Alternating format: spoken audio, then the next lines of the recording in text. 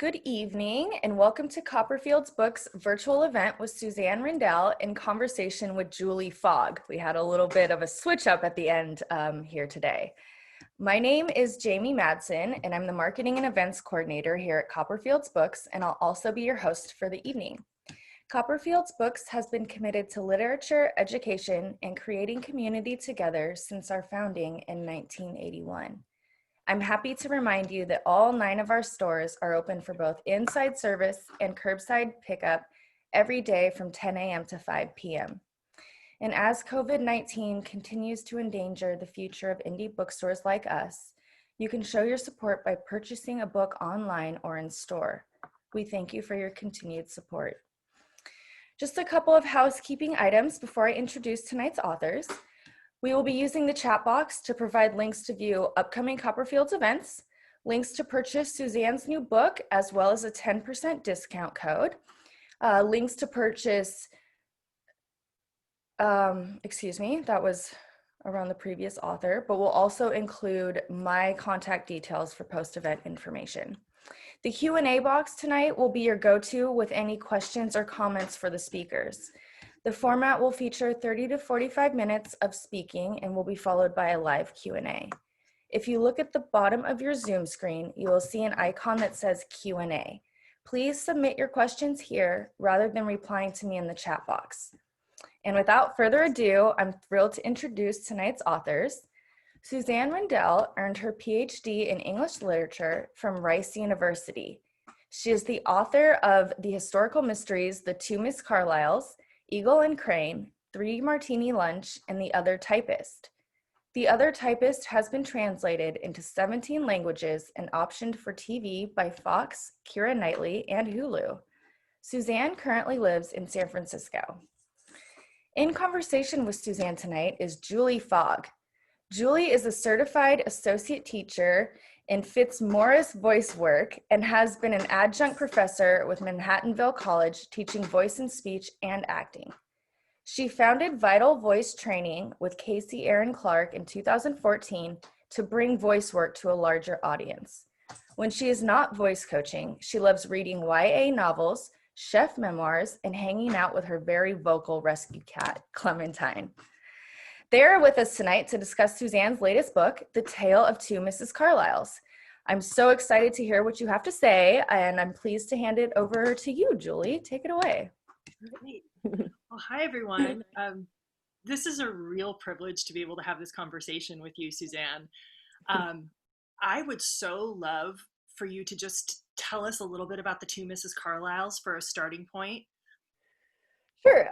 Okay, so I guess to give a description of the plot, it's about a group of girls who live in a boarding house on the Barbary Coast, which is, or was, San Francisco's red light district during the 1906 era.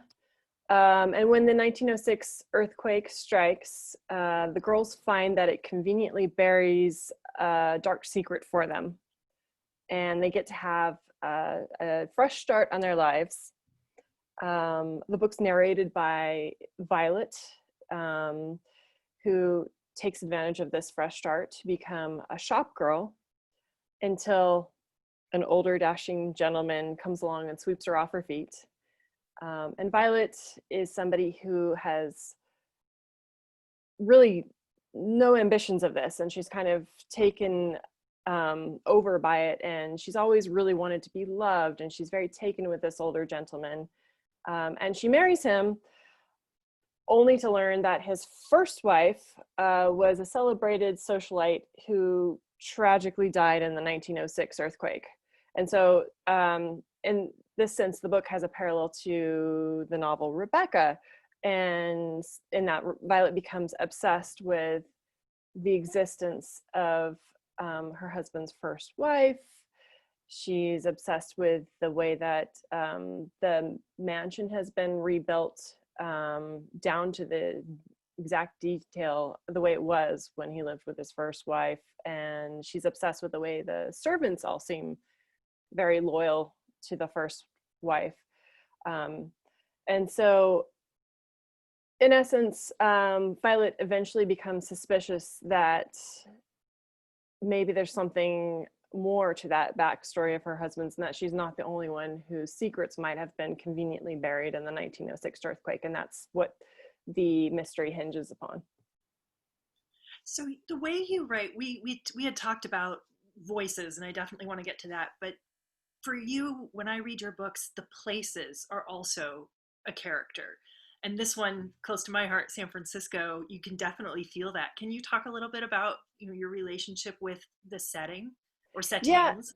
yeah, it's funny because I really feel like cities are always characters in my books. And with The Other Typist, it was definitely having moved to New York and being kind of taken with New York, and being interested in old New York that I didn't get to see, and um, having a love of The Great Gatsby and seeing New York through that lens as well. So like obviously like New York figures heavily into The Other Typist. It does in Three-Martini Lunch. And this book, though, really, I felt like moving back here and living here in San Francisco,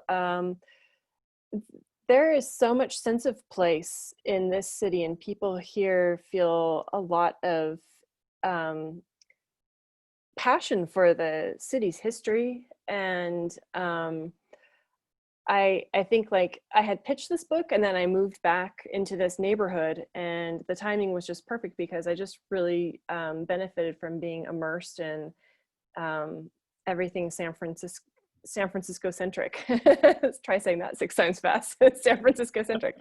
But yeah, so like the city definitely I feel like was important to me as I was writing this book.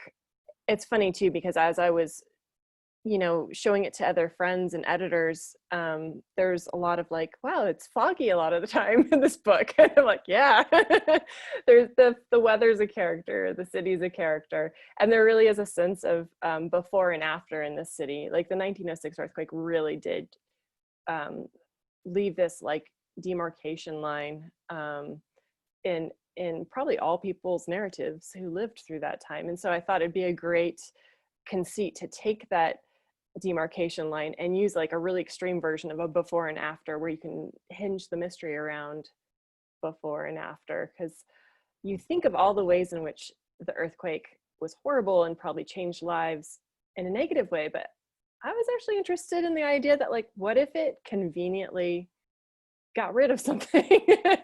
Were there any people who were like, oh wow, that was easy? So I guess that's really the other reason why San Francisco became a driving force, and how this narrative came together, and why the city is not just some inconsequential detail. It's a big part of the plot.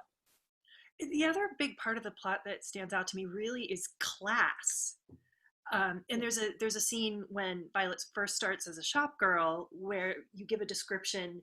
She was shabby. I'm not giving a direct quote, but that was acceptable during this time of transition. And that just really struck me as such a echo even of, you know, Silicon Valley casual, not to mention rules are gone, the world's changing kind of things. And it seemed very, very deliberate, the elements of class and wealth.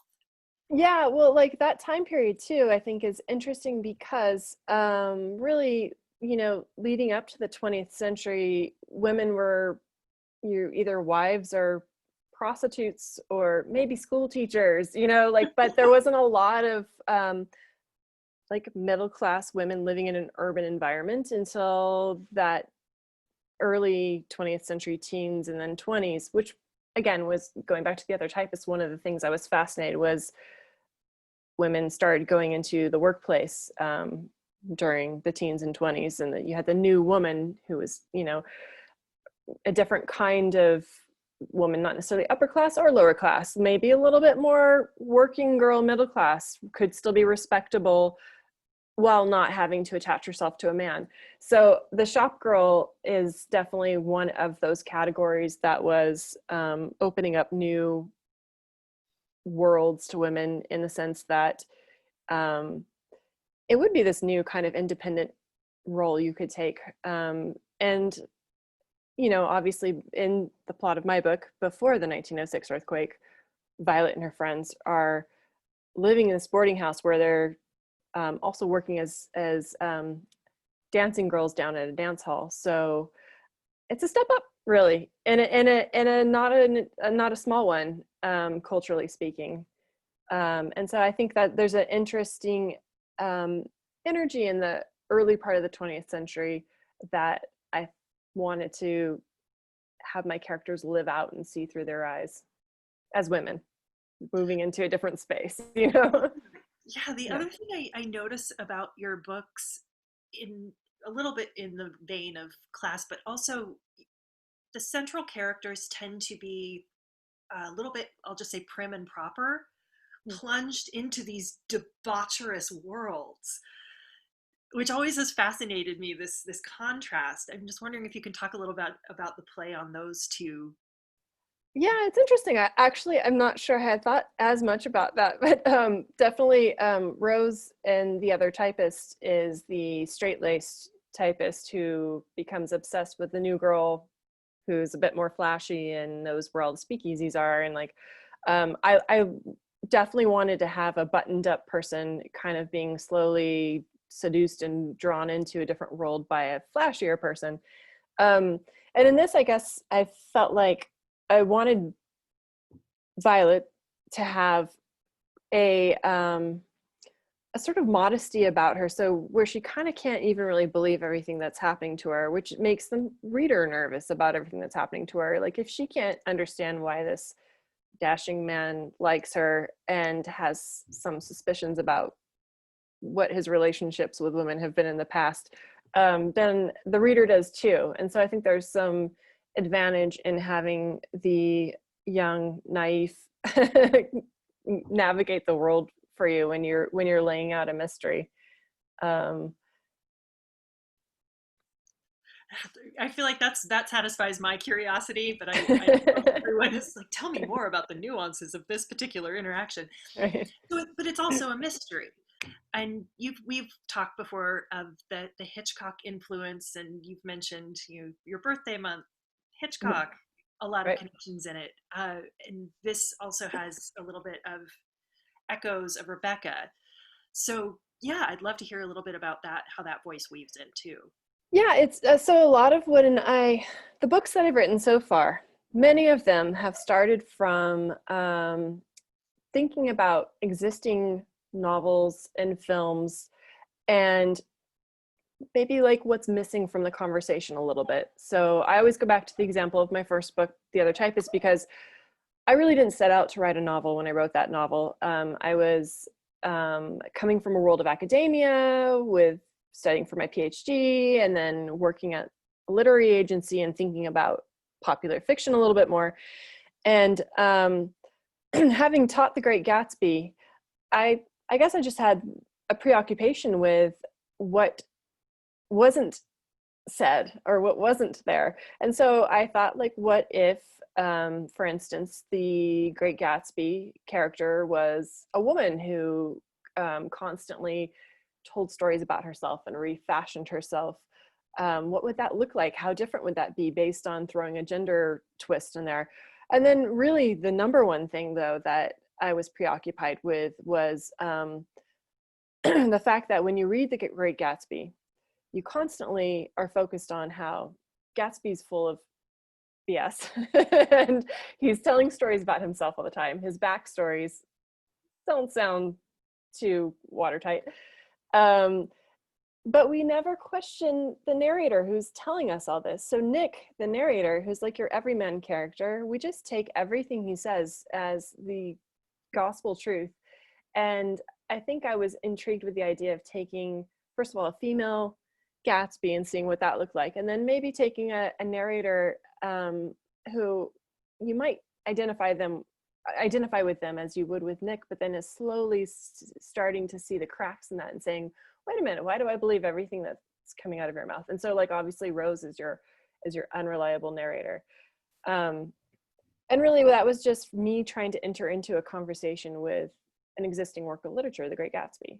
And with this, I felt like, so the Two Mrs Carlisles, I think the two things I was thinking about the most were the novel Rebecca by Daphne du Maurier and Hitchcock's Vertigo. And the one thing that struck me upon rereading Rebecca, the most recent time I reread it, was how the main character, who never has a name, she's just Mrs. De Winter. That's the only name she ever gets in the novel, even though you're quite attached to her.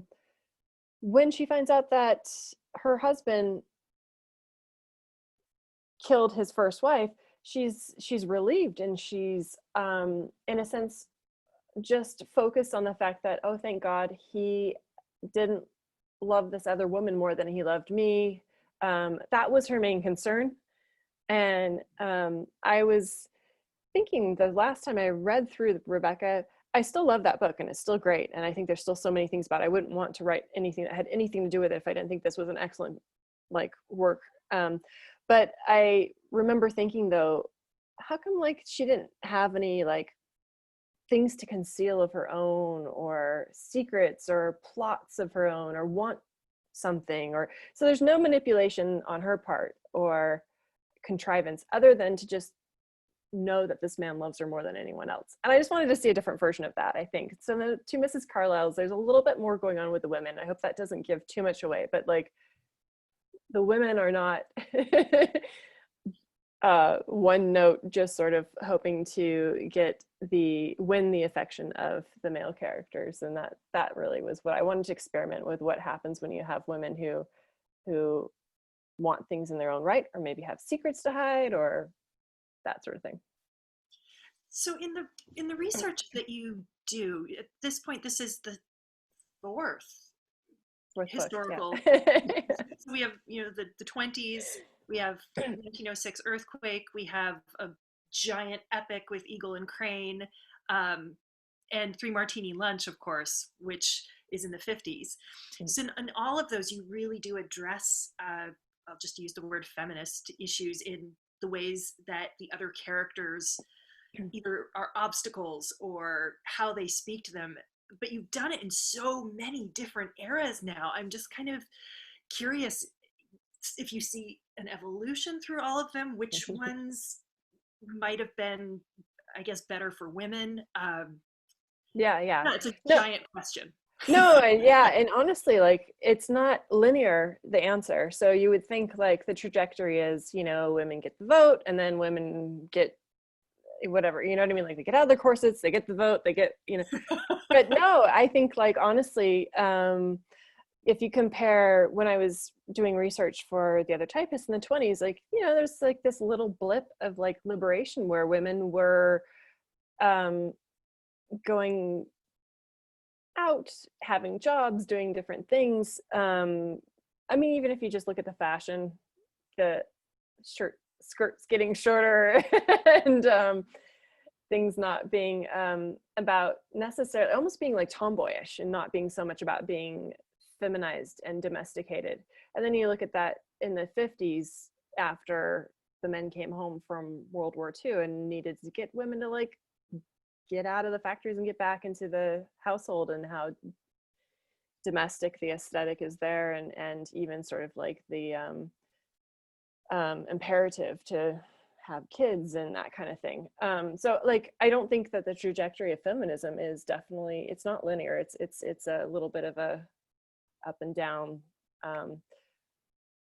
deal, and different eras. As I've written books and gone into research different books, I've really realized that feminism is very uniquely articulated in every era, and the liberties and restrictions are not always marching forward. Sometimes there's a little bit of a 2-step forward, 1 step back situation, and I guess we'll see what happens in the next election in a few years. But yeah, I don't know if that's a good question to that's a big question, feminism over all 4 time periods you've written about.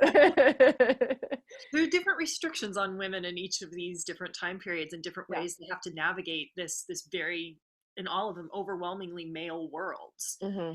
And they have all different tactics and different strategies, both individually as characters and also within their own respective time periods, which is just one of the things that fascinates me about your book so much.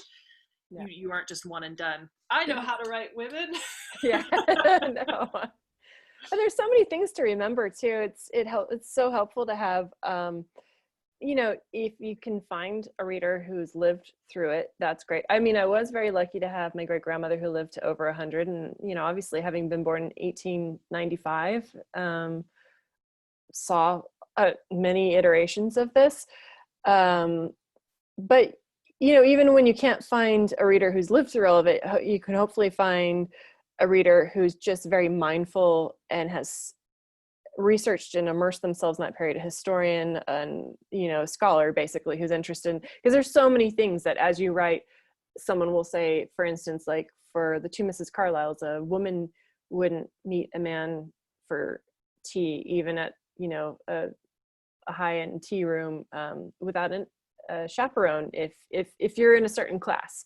So that kind of thing, you can just easily forget about that as you sit down to write something. You think about your scene, you want your characters in the scene, you want a man, you want a woman, you want them sitting at a tea table, and they're like, wait a minute, someone will have to mention something about lack of a chaperone, or you know what I mean? So there's a lot of things that you don't know to remember if you take it for granted in your everyday life. And this is when people who really do get into the very sometimes tedious minutia are so helpful, and like they'll tell you everything you're doing wrong, and it doesn't feel good at the time, but you need it. It's so appreciated. It's so similar to, as actors, we do something when we're researching other periods called style work, which is getting into the mannerisms, the angles, what's polite, what's rude, if you go for restoration, how do you use a snuff box, how do you move in a corset, all of those things. It's very different. Like you said, you have to mention a chaperone in these historical scenes, how giving people a gauge for that time. With my work, it's all very physical. So how do you, is it description of things? What do you feel like for you gives you, I guess, the key to expressing a sense of time in your writing? Okay. And I don't mean the sense of length of time, I mean time period. Yeah. Well, I guess like my number one thing has always been to be in the place and talk to your local historians and people that are around you. For this, I do live in the Nob Hill area, and there are a lot of historical tours coming through, or there were before COVID. And the people who lead those tours are often happy to answer questions, or the other thing I found very useful is librarians actually who work with archives and have archival information. There's even a great archive where I used to live in the West Village, that library there on 6th Avenue, just archival photographs or records or that kind of detail. So I guess really what I rely on are the people who live their lives to keep those things, and the treasure troves that we have in our libraries and online and our archival systems. And also, again, going out and talking to people who live in those areas. If you can find that, that's always the best. Can't always find that, but if you can, then you just gotta learn how to be super charming, get in there and take notes real fast, And bless all the librarians of the world, for sure. That's true. Yeah. When I'm working on a character as an actor, it's often the surprising things that lead me to that character's voice. So, an item of clothing, a prop, something that makes me feel like I've suddenly entered that character and what they want in the world and the way that they would need to go about it. Do you have anything like that when you're writing to land in your characters' voices? Yeah, so voice I've done, let's see, The Other Typist completely first person driven. And that almost came to me as if I was hearing, this always sounds weird when you say it, but so many authors say it, so it's not crazy, I promise, but hearing a voice and you start just sort of taking down like what that narrator is saying. And for me, it was Rose. And then I started to realize like, oh, I don't trust everything Rose is telling me. You know what I mean? And even though obviously she's a voice in my head, I was like, I'm thinking twice about her.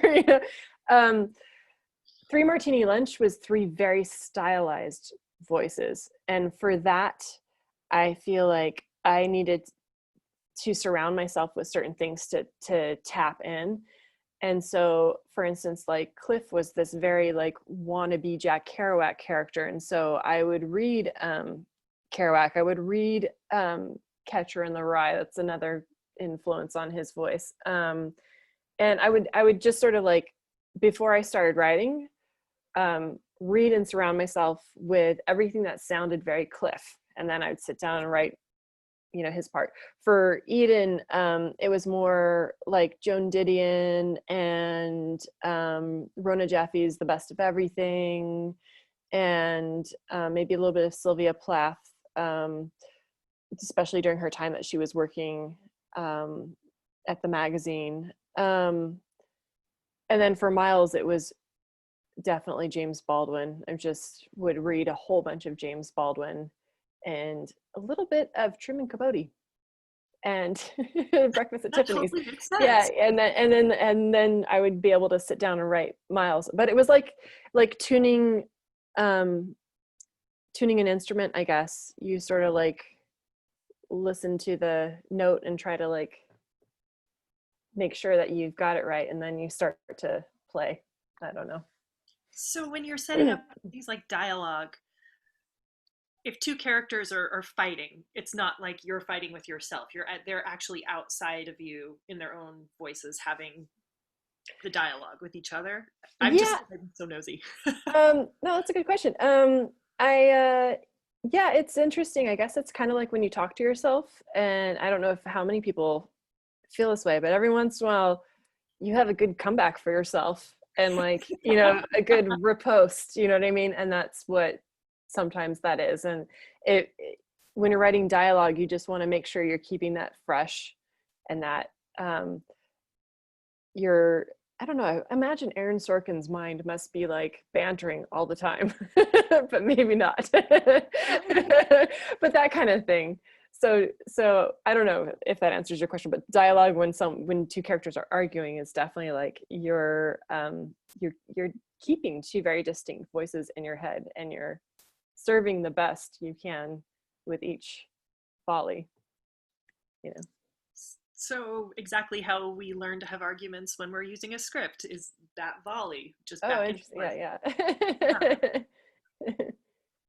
I'm sure there are so many similarities to the way that a writer builds characters. And, you know, actually, the more I've been in the world of like knowing other published authors and things, so many of them have backgrounds in acting. So maybe this is something that really, really is a boon to a writer, is knowing just how to think about character motivations and dialogue and what do you call it, like subtext. You know, when your characters say one thing but they mean another, obviously as an actor you can deliver that with certain tones or gestures or whatever, but like you want to get that on the page too when you write it. And so if there is a way to have your characters say one thing but mean another, and there's a way to actually make sure that your reader's going to read it that way and feel that, then these are the things that writers really try to get down very well, because that's what makes your writing more powerful, you know. Well, and I was listening to the audio book version of it with Elizabeth Narrated by the wonderful Elizabeth Romansky, who also narrated Eagle and Crane. She's a great audiobook narrator. I just adore her. She's a phenomenal actress, and she does exactly what you're talking about with the dialogue. You get to hear in that voice. You're really setting up like drool-worthy text for actors or to be read aloud, because it does allow for so much room to bring in that subtext and that very personal. I'm just lucky to have her read my books. I mean, that's the bottom line there. So it's like she takes it, you know, to the next level. She gets the rhythm of your writing. And that's the other thing I notice of your books, is the rhythm is different in all of them. And I find it very striking, because again, it's a product of its time and place. Mm-hmm. So, you know, in Three-Martini Lunch, you get to see different character rhythms, but it's all sort of set in the other typist. It has its almost like push pull thing happening, and then this feels like a a rhythm of a. I'm just picturing a classical music Mm. piece. If you could see the spikes and the valleys of when the sound crescendos and when it comes back down, that's the rhythm feeling I get from Yeah. this Well, book. this recent one, I really wanted to get into the feeling of telling a ghost story. And a ghost story really does have that sort of mounting, um, like the unsettling atmosphere has to like slowly intensify or make you question or make you unsure, did the character really just hear that sound, or you know what I mean? So yeah, this was, I think, the rhythm in this one was really ghost story. if you had to push a button on your Casio, you never really have like all the different rhythms. Like this one would be like ghost story. Ghost story. Yeah. Yeah. I I'm just always curious too, because the settings of New York versus San Francisco. New York ghost stories have this deeper kind of historical, these haunted buildings, but San Francisco equally has these Mhm. ghost stories in it. It's haunted in a very different way. Yeah, I feel like we're more attached to our ghost stories here in San Francisco. And I say that having lived in New York for many years and loved New York and even lived in a funeral home, which you can relate to. But New York, I feel like uh, the everyday life has to be so immediate and people just can't concern themselves with that sort of like um, romantic idea of a ghost story. But here in San Francisco, I feel like people actually are really attached to, like, whenever something happens here downtown, they'll be digging and they'll like excavate and find like there's a old pirate ship under some piece of downtown, and everyone will get so excited about the history of that and all that kind of thing. um, there's also, like, when I was researching this book, there are so many more ghost stories that people are invested in this area, that ghost hunters really like to come here. um, the one that really stood out to me was the White Lady of Golden Gate Park, who was I guess like her origin story maybe was that she was a woman who was either, that was her baby, or she was the governess of a baby in a baby buggy that rolled into Stowe Lake, and then she was distraught and she went around looking, has anyone seen my baby, right, in a white dress, right? Okay, so this ghost story dates from before the turn of the century, but around the time um, that I was researching for this, the early teens, this story made the newspaper, the local chronicle headlines, when some motorists apparently like were driving through that area near Stowe Lake and saw a distraught woman in a white dress and almost hit her, and then like ran through her and she evaporated or whatever. This made newspaper headlines in like 1912 or something. And I was just thinking, like, it's interesting, like I feel like San Francisco has this deep attachment to a little bit of the old Gothic ghost story, ethos. And I don't know, I like that about this city. I like that about what it meant for me being able to tap into that writing this book. But yeah, you would think New York, being the older city, would have more ghost stories, but I feel like I've people are really more into it. Maybe it's because the fog rolls in and we're like, ooh, it's moody. I don't know. Gotta tell a good story. But yeah, it's something about that San Francisco and ghosts, you know. It's yeah. So I want to give you a chance. Is there something you want to talk about with the books and with, or something you're working on moving forward? Oh, working on moving forward. Well, I'm always writing stuff because I feel like well, I just don't feel alive unless I'm writing things.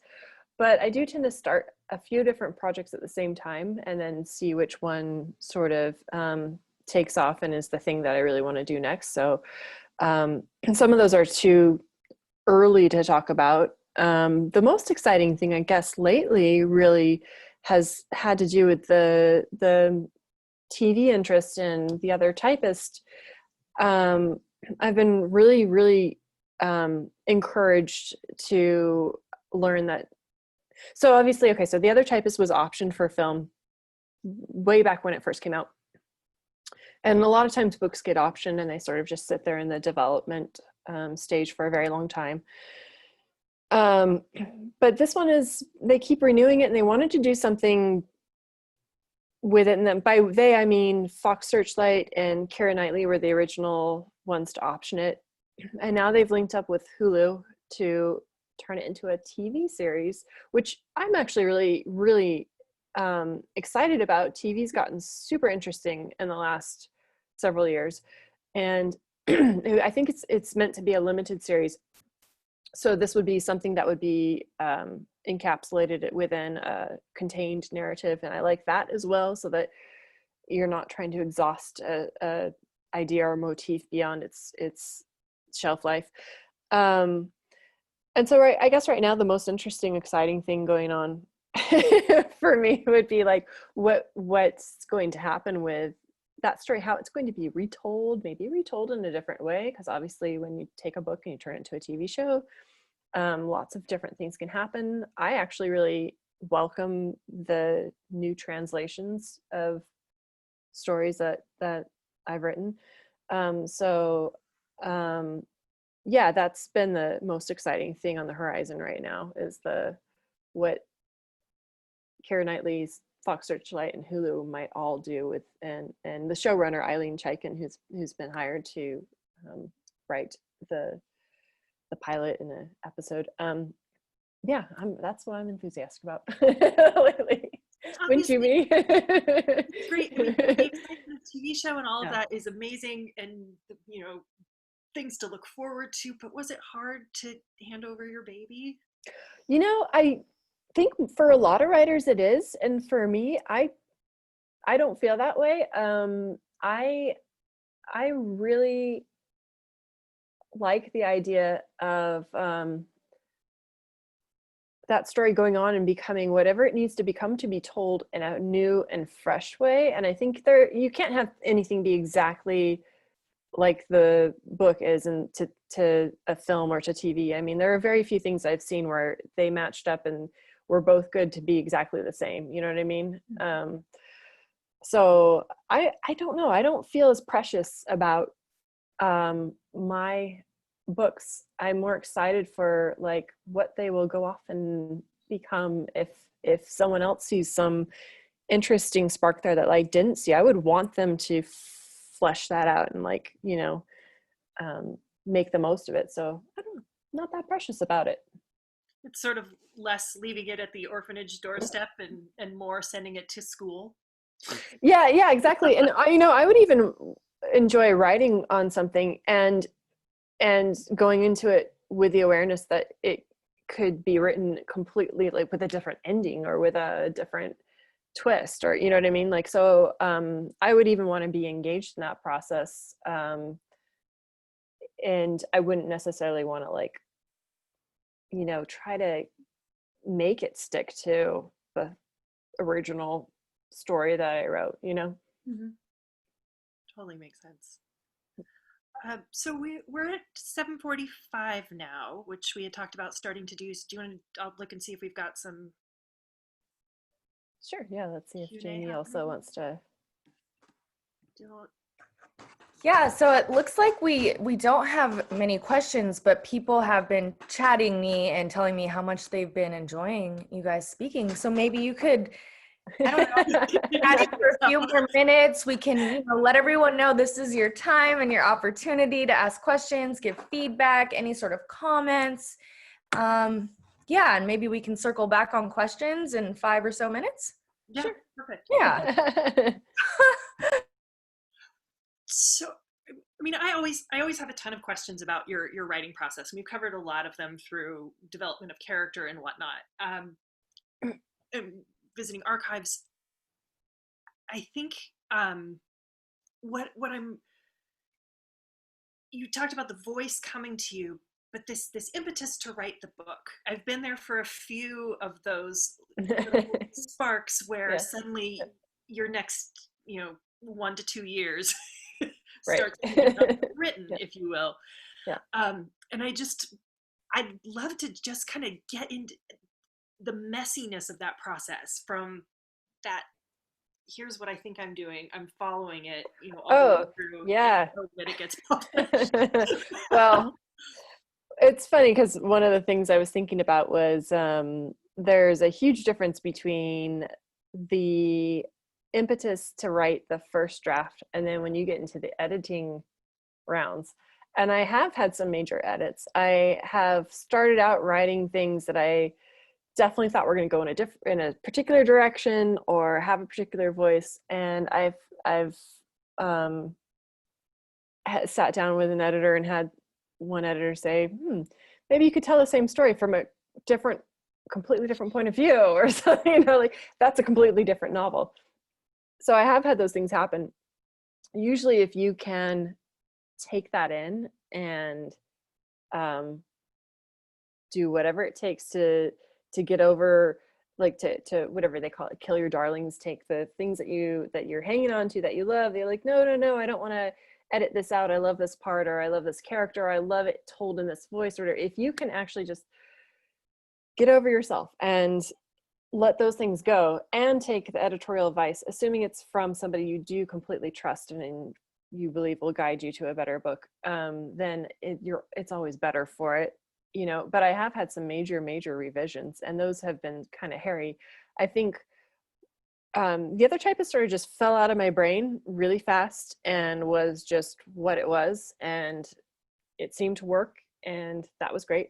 But then when I took on Three-Martini Lunch, I had 3 different first-person narrators, and I had to weave them all together, and that was kind of complicated. And I had a change of editors during the middle of it, and so I really had to figure out how to take in all the advice I was getting from different directions and figure out how to navigate a rewrite of a lot of stuff. And so I think like at one point for that book, I had like 500, 600 pages. But I mean, I know that there's a document, because usually when I cut words, I save them just in case, you never know. But I think there's a separate document that is like that's like 2 more novels worth of Three-Martini Lunch. There's like Three-Martini Lunch, and then I have a document that has all the cut parts, which makes Or up martini like, lunch. yeah, no, it's like a 7 martini lunch. Go home, martini lunch, you're drunk. Yeah. So I know that that all the work doesn't necessarily make it to the final product, but you definitely, sometimes you need to have written it and cut it even, and to just know it existed and like know that was your character's backstory, and it. Maybe you don't have to tell your reader all about it, but your reader might feel it in the version that they read. There's a whole bunch of stuff that I feel like I end up writing and don't use, but I needed to have written in order to get to the draft that did make it. Totally. Yeah, that makes so much sense. And just a shout out also for Three-Martini Lunch, because I just think it's one of the most beautiful books. It's not going to be easy on you, but it, to me, is just, it's just stunning. So I had to give a little shout out to I'm glad you liked that one. the sophomore edition. We were friends during a lot of that, so I'm glad that you liked it. It didn't end our friendship. Yeah, I'm never coming on Zoom with you again. We did get a question, which writing process before COVID versus writing in COVID. Did you need a new way to get into a writing mindset? That's from Caitlin. Oh, okay. Yeah. Well, obviously the superficialities didn't change, because when, the joke has always been about writers that like, we're dressed from here up, and then we get up on Zoom and there's our pajama pants. like we're down with how like the COVID life, like we know how to work from home. We know how to like, day drink. No, I don't know. We know all the COVID tricks. But so yeah, those are the superficialities, but really, like, honestly, what did change, I think, is the stimuli that you would get when you would, because for everything you write, you need at least like 10 times lived experience, you know what I mean? And interaction. And, I've always lived in cities where you leave the house and you interact with a lot of people. You leave your house in New York, you get on the subway, you go to work, you go out for drinks, you interact with so many people and so many characters, really rich characters.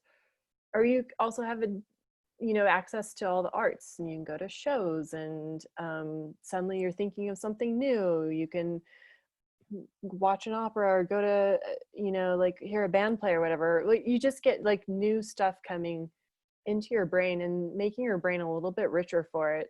And I think that the writing process here is like you kind of have to harvest that stuff online if you're being really safe, and then like you go out for a walk, and the walk is very isolated nowadays. I don't know. So I think that getting into the mood or figuring out what you're harvesting from, you actually, it's a more limited process, and you have to work a lot harder to stimulate your brain and figure out what it is you really, really, didn't know you wanted to write about. Because that's the thing that used to come to you. You didn't know you wanted to write about this particular idea, this particular character, and that would just sort of come at you when you hung out in New York or San Francisco or whatever. You know what I mean? A night out sometimes would just really spark a whole bunch of things.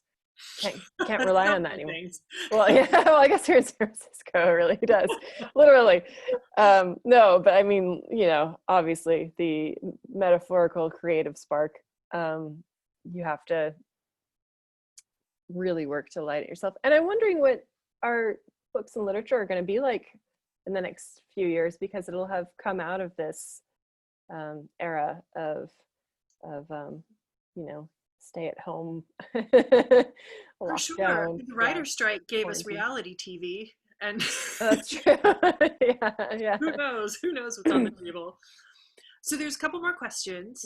One, do you do your research as you write, or do you try to finish the research beforehand? That's from Latoya. Oh yeah.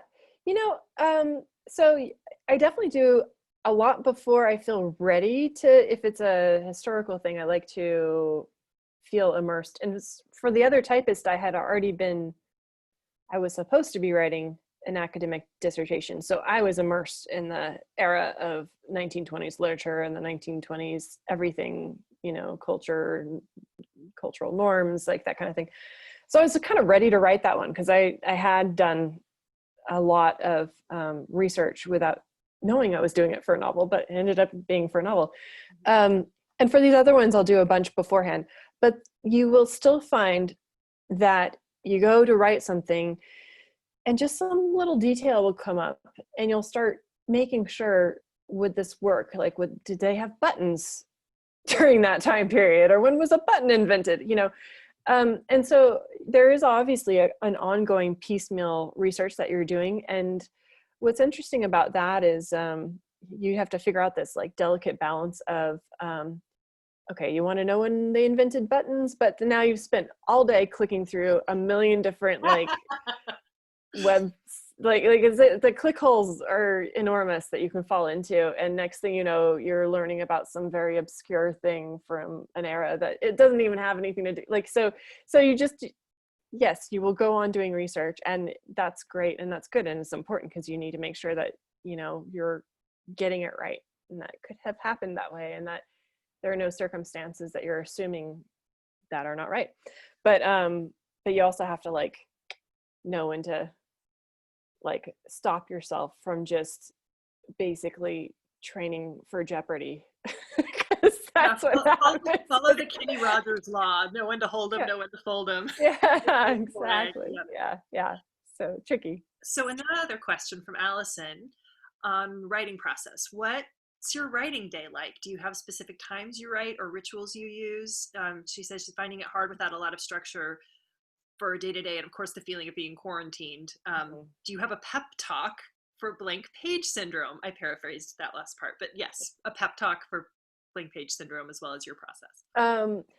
Yeah, you know what? So for me, it took me So I feel like I've already kind of lived through quarantine life a little bit, because after I sold The Other Typist and was like, okay, I'm going to be a full-time writer, I had this huge, and I mean, Julie, you kind of know because you knew me then, I had this huge anxiety of like getting up and not having to like, put on your work clothes and then I was like, I don't feel like I have a job. And what if I just don't change out of my pajamas? And what if I sit here and what if I don't get anything done, And so it really depends on what works for you. At that time, because I had that anxiety, I remember signing up for this workspace called Paragraph in New York, just so I would like literally get up, put on my work clothes, and go to like a cubby, a cubicle space, and like write, because I thought that would make me feel like it was more like getting work done.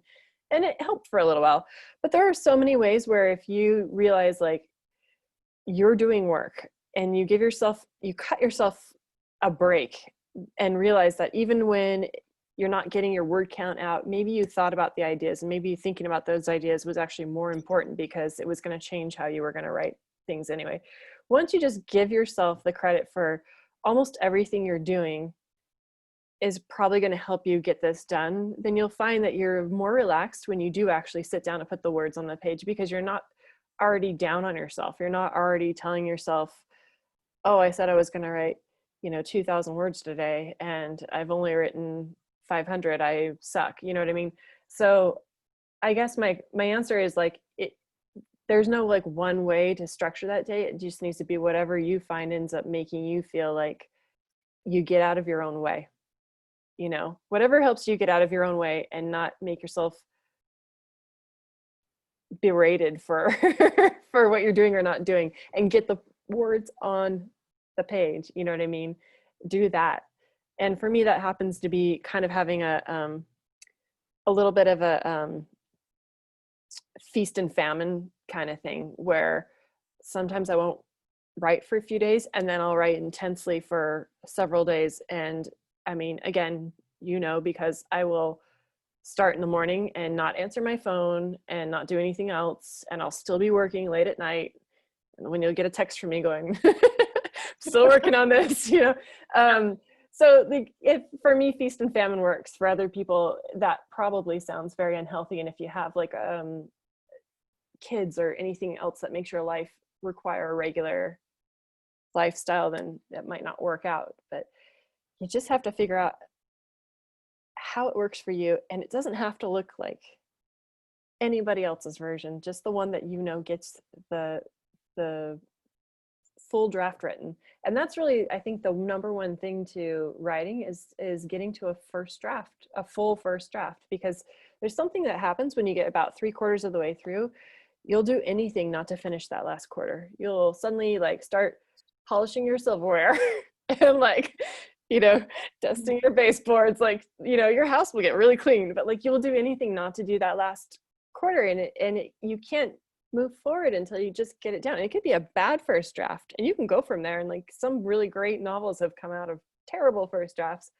You just have to get that first draft. And so I think that's really, when other writers ask me, I just say, just get to the first draft, and don't make it about judgment. Not now, that'll come later, and it'll come in spades, but You can't be, like we say in my world, you can't be an actor and director at the same time. You can't be a writer and an editor at the same time. Yeah, you have to be both at different times. But you can't, you got to get out of your own way, out of your own head. So we're at 8:00. We also have one more question. Do we have time to get to that? Yeah, go ahead and take the last question, and then we'll wrap it up. Great. So Suzanne, last question is, who are some of your favorite authors? Oh, yeah. Okay. So it's funny. I got this asked this the other day, and I had like the two favorite authors who are canonical authors, who don't need like any plugs or anything. So like Toni Morrison and Margaret Atwood are my favorite authors. But like, for instance, there's a bunch of new authors right now that I'm loving. I just started Britt Bennett's The Mothers. She's great. She's also The Vanishing Half is, I think, on a lot of the bestsellers lists, including one of the ones that's selling really well at Copperfield's. I love, my friend Amy Popel wrote this book, Musical Chairs. And for me, that's a nice shift because that's contemporary, it's humor, it's quirky, it's fresh and funny. She's always got this great voice. One of the books that I really enjoyed lately, also you can get at Copperfield's, support your local indie, is Mexican Gothic by Silvia Moreno Garcia. And that, if you like the haunted house, creepy haunted house type story, that one is excellent. And I think in a roundabout way, it speaks to bigger issues and colonialism, and in an immediate way, it's just a really great, spooky, creepy read. So it's got the two levels there. So yeah, I don't know. And there's some great mysteries. I know Ruth Ware's One by One just came out, so I'm sure I'll read that because I read all of Ruth Ware's mysteries. She's like the new Agatha Christie. You're my go-to for book recommendations at every turn. So Rita writers I wouldn't have found otherwise. I always appreciate that. You know, I'll recommend them all day long. So that's all our questions. Yeah. Awesome. Thank you both so much. It was just fun to hear you guys talk. Yeah. I really enjoyed it, and I can see a lot of our attendees did as well. So I want to thank you both again. To all of you who attended, we will be sending out a follow-up email with a recording, a link to this for a shareable recording, as well as codes for the 10% discount off tonight's title, and other ways to purchase the recommendations as well. So thank you all. Is there any last things either of you wanted to say before we wrap it up? I just wanted to say thank you so much to Copperfields for hosting this. And also thank you guys for continuing to do like curbside delivery. And I know you guys are also, some of your stores are actually open for visits right now and things like that. And that's just so important. Like that one thing that I really, really, really hope that we get to come back to when all of this is over, let's hope, is you know, seeing you guys again and getting back out there with the indie bookstores. It's really such a important, like, it's you guys are the reason that people like me become writers in the first place. Oh, we really appreciate that. And we just opened our new Napa store, so go check that out. Yeah, we moved to First Street Napa, and it's cool. Yeah, so thank you all for joining us tonight. Thank you, Suzanne. Thank you, Julie. Hope to see you all back soon. Great. Thank you so much. Good night. Good night.